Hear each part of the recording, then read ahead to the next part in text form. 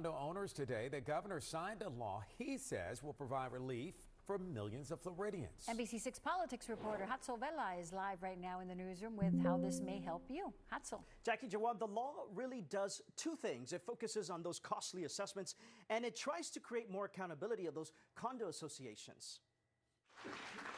The governor signed House Bill 913, which he says will make changes to condo regulations by increasing transparency and accountability on homeowners associations and providing financial relief for condo owners. People need to be able to afford to live in these units. The new law will do several things. Among them, the reserve requirement doesn't take effect for another year, and it gives condo owners access to HOA financial records. This law is the result of what many condo owners say is much needed reform following what some argue were laws too stringent after the Surfside collapse in 2021. We overreacted, probably, and now it's time to make the change. People were losing their homes. That's just wrong. Attorney Michael Mayoral represents condo owners who are typically fighting their HOAs. It's really important today's day and age that condo owners have access to transparency. He says the law looks to provide financial relief for homeowners, but equally important, the transparency at condo associations that are now, for example, required by law to keep bank statements, video recordings of meetings, and people can be counted even if they're joining meetings by video.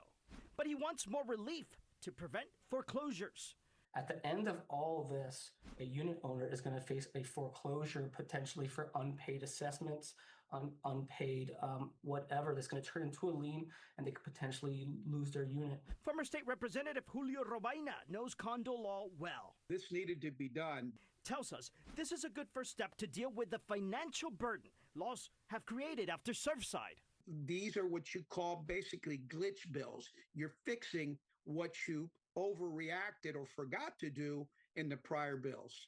Robaina also wants someone closely watching possible fraud in these condo boards. You can write all the laws in the world, but if you don't have strong enforcement, what good are they?